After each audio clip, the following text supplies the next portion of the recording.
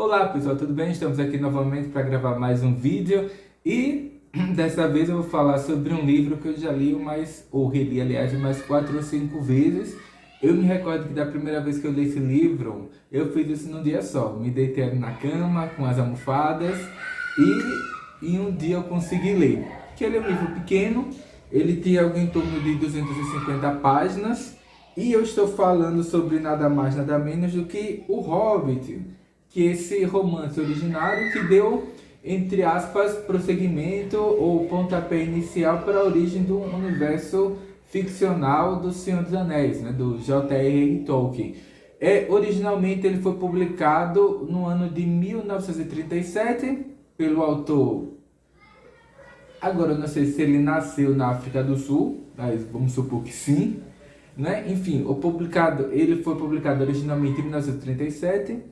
A primeira edição que eu comprei não foi essa, porque quando surge aqui a HarperCollins Brasil, né, que seria a detentora que passaria a publicar os livros desse autor aqui no Brasil, eu me desfiz das edições antigas que eu tinha, né? Tanto do Hobbit como do Senhor dos Anéis, que eram em 3 volumes, da Sociedade do Anel, do Astros e o Retorno do Rei, e do Silmarillion. Então eu fiz uma doação lá para a biblioteca da escola na qual eu trabalho e comecei a comprar essas edições novas. E atualmente há uma série de edições disponíveis. Algumas são exclusivas de algumas lojas, como por exemplo das Americanas,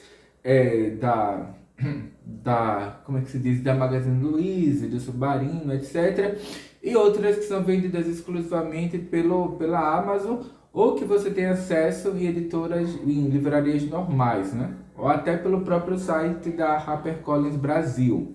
Então, no Brasil existe, desde uns 3 anos para cá, surgiram uma profusão de novas edições, não só do Hobbit, mas também de uma série de outras obras do autor, né? Enfim, aí eu comprei inicialmente essa, que era uma edição padrão. Ele veio até com um pôster que eu nunca usei, né? Qualquer dia desse eu faço uma moldura e coloco na parede. Na verdade, ela é uma ilustração do Valfenda, feita pelo próprio autor do livro, né? Que é o Tolkien. E é um livro que ele tem umas páginas amareladas, o que eu acho bacana, porque facilita ali na leitura. Como é que se diz? Na folha de rosto ele tem um mapa, que é interessante você ler essas obras do Tolkien sempre com um mapa. Na folha de rosto, né, do final do livro, ele tem um mapa, né, do Thorin Escudo de Carvalho, que eles usam para entrar na Montanha Solitária. E eu tenho outras edições também, né, porque eu gosto muito do livro, né, do Hobbit. Tem essa, que é a edição mais simples, apesar dela ser de capa dura. Tem esse outro volume, que é o Hobbit ilustrado pelo Alan Lee. Aí, como eu disse, é uma edição teoricamente exclusiva, que você só vai encontrar ele no site eu não sei se era nas Americanas ou do Submarino, acho que foi nas americanas.com que eu comprei, e é só lá que ele tem disponível. Ele tem mais de 50 ilustrações, ele segue o mesmo modelo, tem os mesmos mapas, né? Na frente tem essa ilustração do Bilbo Bolseiro, né, no bolsão, lá no condado. No fundo tem uma ilustração do Smaug, né, do dragão. E ele tem uma série de ilustrações. Tem algumas ilustrações que são em preto e branca, como se fossem só esboço dos personagens. E geralmente elas estão nas páginas introdutórias de cada capítulo. E tem as ilustrações coloridas. E o tipo de papel realça ainda mais as ilustrações, né? Dá essa impressão de que é um livro antigo e tal, né? Eu gostei bastante do tipo de papel e das ilustrações também do Alan Lee. Não que a literatura do Tolkien exija algum tipo de adendo, de explicações. Ele nem é excessivamente descritivo e, ao mesmo tempo, ele consegue, apesar do romance ter relativamente poucas páginas, apresentar a vastidão desse universo ficcional no qual a história se passa. E para quem é aficionado mesmo pelo livro, além da edição comum, dessa edição que tem as ilustrações aqui do Alan Lee, e como eu disse, são mais de 50 ilustrações, ou coloridas, ou algumas que parecem simplesmente um esboço, né? Que serve para estar logo presente na introdução de cada capítulo. E que é um pouco mais fã da obra pode comprar essa versão anotada do Hobbit, que ela é bem maior do que as anteriores. Está aqui a edição normal e daqui a edição anotada, que na verdade é uma edição de estudos, tem uma série de ilustrações do próprio autor, né, da obra, que é o Tolkien, tem uma série de comentários sobre elementos relativos à produção do próprio texto, a recepção da obra pela crítica lá no final dos anos 30, quando ela foi publicada, algumas partes que são, entre aspas, divergentes, que o autor acabou abandonando no meio do capítulo e da produção desse trabalho de escrita do livro, né? Ele acabou deixando de lado e retomando outros caminhos. Tem alguns cadernos com ilustrações, como eu disse, do próprio autor da obra, né, do Tolkien, que várias dessas ilustrações vocês encontram pela internet ou servindo como ilustração para a capa do livro, uma série de edições, tanto aqui no Brasil como fora do Brasil. E não tem só ilustração de Tolkien, como também tem ilustrações de outros autores que trabalharam ilustrando essas edições do Hobbit, que saíram em vários momentos na história, né? São diversas. Realmente isso aqui é mais para alguém que é fã e quer detalhes extras sobre a produção da obra, né? Versões variantes, né? Até nomes outros entre aspas, né? Nomes variantes até de alguns personagens.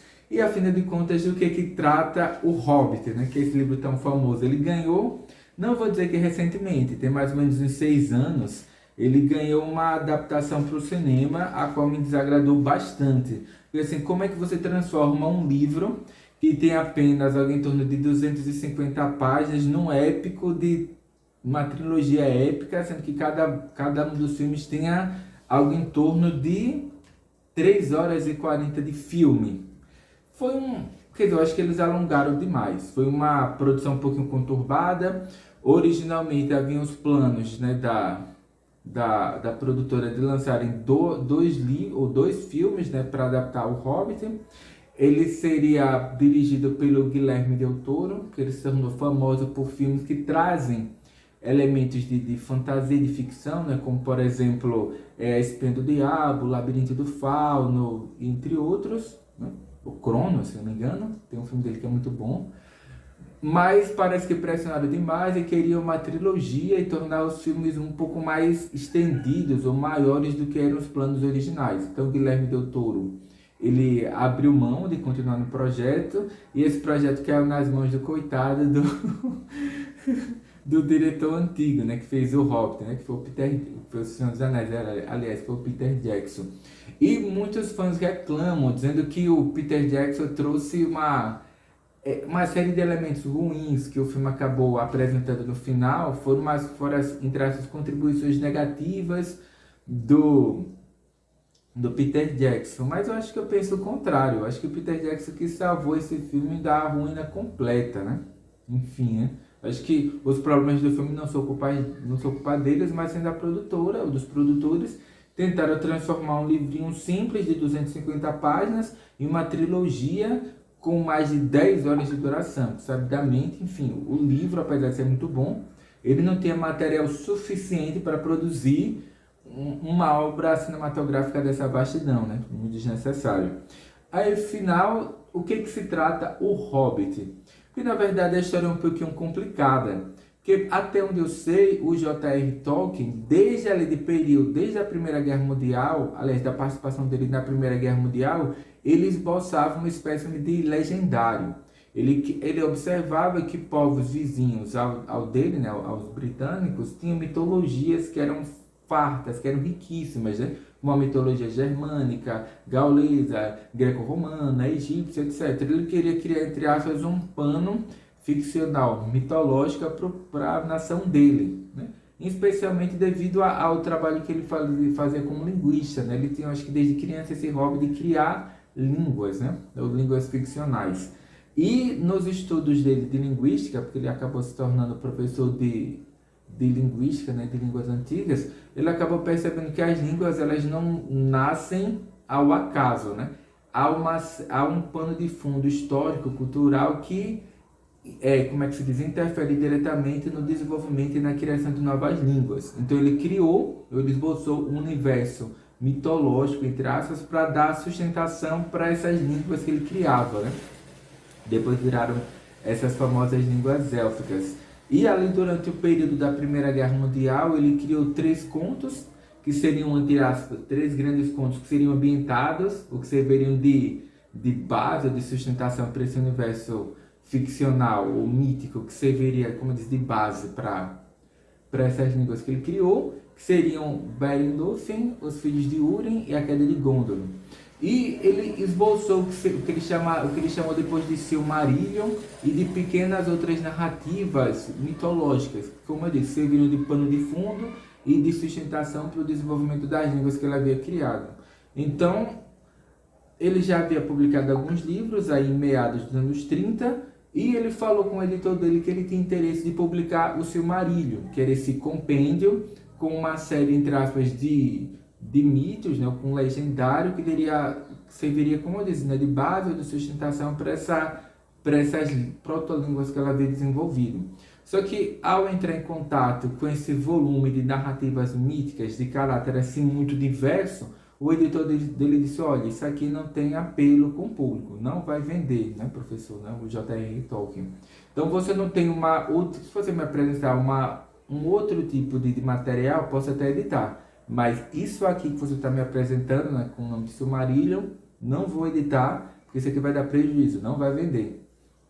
Então ele aproveitou, entre aspas, né, um conto que ele havia desenvolvido para os filhos dele, que eu acho que ele tem 3 filhos, que ele deu o nome de O Hobbit, e resolveu publicar esse livro, né, junto com o editor, né, O Hobbit. E ele fez pequenas adaptações para que aquela fábula, para aquela narrativa que ele chamou de O Hobbit, fosse compatível com o universo ficcional prévio que ele havia desenvolvido para o Silmarillion. Aí, como já comentei, no ano de 1937, ele publica o Silmarillion, que não foi com essa capa, porque parece que no período as gráficas inglesas só conseguiam imprimir no papel assim capas que tivessem 2 cores. Não sei se caberia uma terceira cor, porque tem o verde da mata, tem o azul das montanhas, o branco não conta, não é cor, é só papel, e o sol vermelho. Eu não sei se no período eles conseguiram imprimir esse sol vermelho, mas essa foi a ilustração para a primeira edição do Hobbit. Curiosamente, o livro ele teve uma boa repercussão junto com a crítica, com o público, e o editor, né, do professor Tolkien pediu ou sugeriu que ele escrevesse uma nova história protagonizada por esses personagens curiosos, né, que eram os hobbits. E ele não, mas eu tenho um outro material para publicar, que é o Silmarillion. Ele não, a gente não quer saber daquilo. O que o público quer e o que eu vou editar ou são outras histórias sobre os hobbits. É isso que o público quer e é isso que eu vou editar, é isso que vai vender. Então, se você me trouxer outro livro protagonizado pelos hobbits, pelo Bilbo Bolseiro, que é o protagonista dessa história, tudo bem. Aí eu publico, do contrário, não.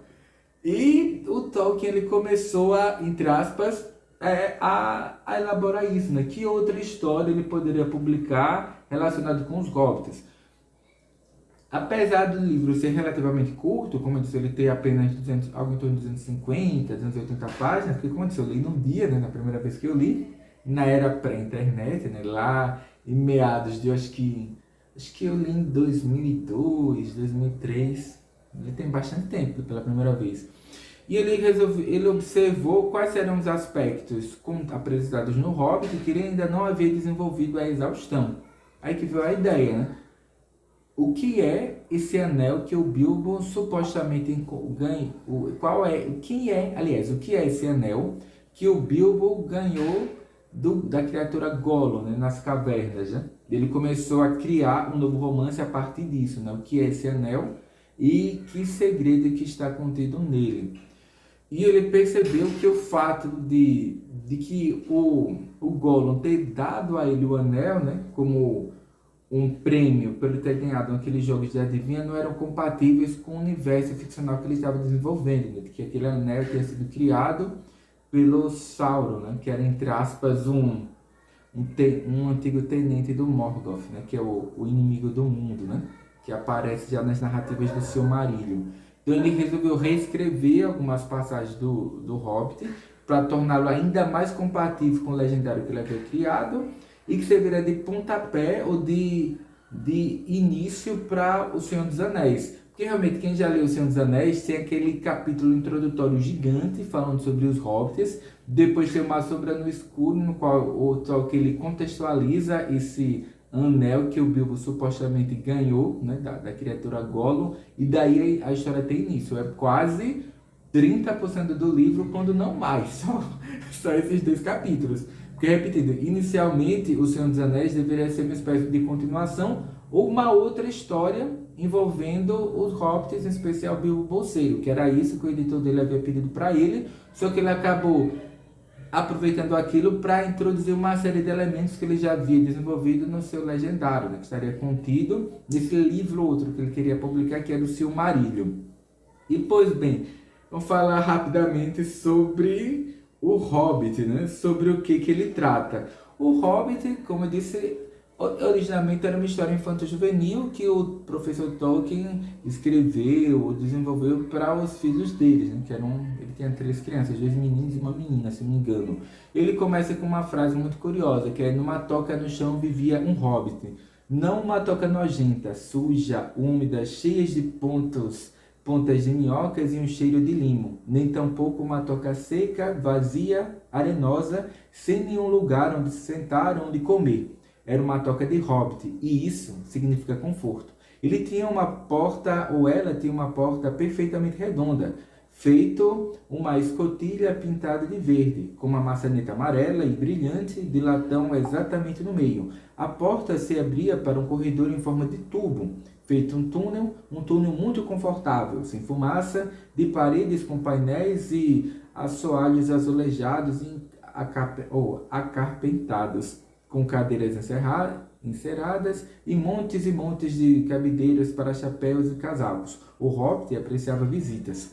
O túnel seguia em frente, continuando quase em linha reta pela encosta da colina. E daí segue. E qual a história que esse livro, o Hobbit, ele apresenta, né? Ou ele desenvolve? Ele apresenta essa personagem ficcional que Os hobbits, eles não são uma raça à parte, não são uma outra espécie, não são seres como fadas ou gnomos que vocês estão habituados a ver nos filmes e desenhos da Disney. Os hobbits, eles são seres humanos de baixa estatura. Eles têm orelhas pontiagudas, cabelos encaracolados, geralmente pretos. É raro encontrar entre os hobbits pessoas loiras, diferentes do que nós vemos no filme. E eles têm pés peludos, geralmente com cabelos encaracolados, tal qual o da cabeça. Ponto. Eles vivem em áreas campestres. Os hobbits, eles são um pouquinho rechonchudos, porque eles comem muito, e eles gostam de prazeres triviais, né? Como fumar, tomar um bom vinho, e eles são muito ligados à terra e a festejos junto com seus parentes. Ponto. São pessoas que têm uma vida bastante bucólica, eles vivem em regiões afastadas, campestres, e talvez os hobbits existam até hoje. Não é só que eles são muito silenciosos e conseguem passar despercebidos pela nossa sociedade. Em especial, repetindo, porque eles gostam de viver em áreas de campo, né, em suas pequenas plantações. E esse hobbit, do título do livro, ele um dia recebe uma visita de um mago, né, do Gandalf, que diz que precisa de um ladrão para participar junto com ele de uma aventura, acompanhando Thorin, escudo de carvalho, e mais a sua comitiva de 12 anões. E o Hobbit, né, Bilbo, ele diz: não, aqui não há ninguém interessado em aventuras, e acho muito difícil de o senhor mago encontrar aqui no condado alguém que queira participar de aventuras. Porque os hobbits não gostam de, entre aspas, se afastar muito da sua toca e da sua pequena comunidade bucólica. Mas o Hobbit Bilbo Bolseiro acaba por uma série entre aspas, como eu posso chamar? Ele acaba aceitando esse chamado da aventura e vai junto com o Thorin, escudo de carvalho, a sua comitiva de 12 anões e o mago cinzento Gandalf. Eles vão em uma aventura para retomar um tesouro dos anãos, né? Aí eles contam rapidamente essa história, porque eles dizem que no passado havia um reino próspero, né, de anãos na Montanha Solitária, que ficava a leste da onde o nosso Hobbit Bilbo morava.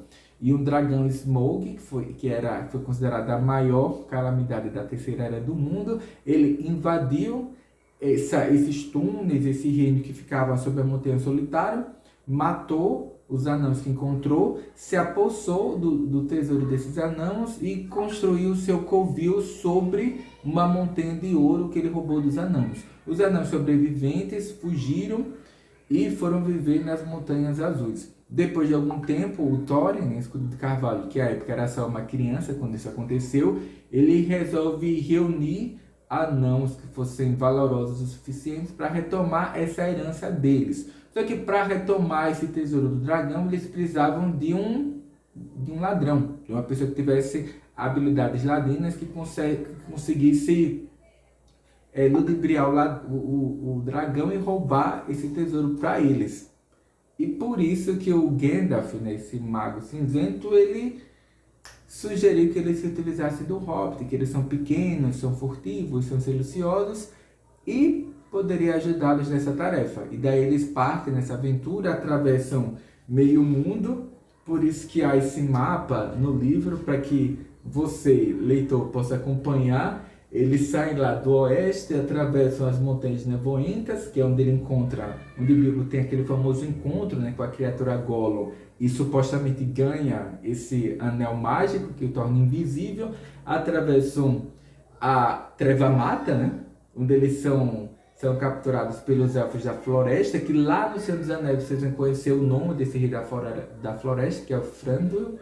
Chegam até a cidade do lago, Asgaralf, sobe até a Montanha Solitária, onde eles se confrontam com o Smaug, né, o dragão.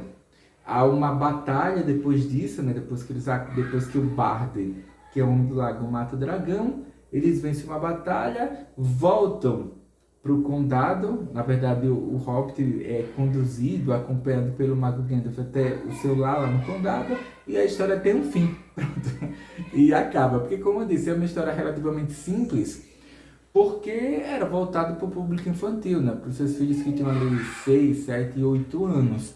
Só que essa literatura infanto-juvenil dos anos 30, né? Do finalzinho dos anos 30, é bem diferente do que hoje é produzido para criança. Então, mesmo que você seja adulto, acho que vale a pena ler o Hobbit, em especial porque depois ele reescreve algumas passagens do Hobbit para torná-lo compatível com o seu legendário e com a obra que ele produzirá depois, que é o Senhor dos Anéis. Aí eu vou deixar a recomendação da leitura do Hobbit. Tem várias edições disponíveis no mercado. Atualmente o que eu recomendo é essa, devido às ilustrações do Alan Lee, que são belíssimas. E se você é uma pessoa que já leu o Hobbit, eu tenho interesse até por literatura assim mais aprofundada, eu recomendo que você compre a versão anotada do Hobbit, que ele tem mais do dobro do tamanho, tem ilustrações, versões variantes de algumas passagens do texto e uma série de elementos ligados à crítica literária, né? E da recepção da obra. Então, por enquanto é só, e até o próximo vídeo.